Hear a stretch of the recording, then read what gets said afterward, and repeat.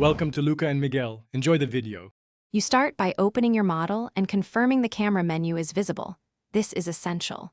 Once done, switch between perspective and parallel projection to decide how angles behave. You must use the camera controls. That's the single reliable path.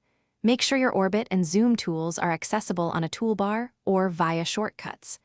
Then position roughly where you want a view from. Don't fine-tune yet. This early setup saves back and forth and keeps the field of view change predictable. Now you focus on the field of view. This is how you change the view angle.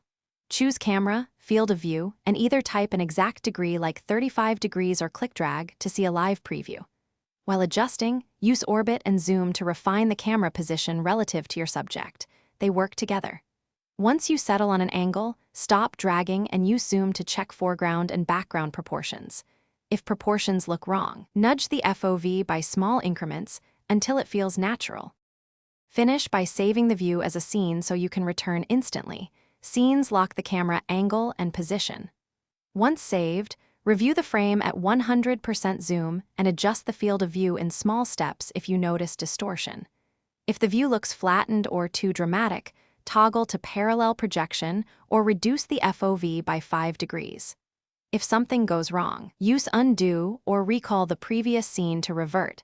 That's the fastest recovery and prevents accidental permanent changes.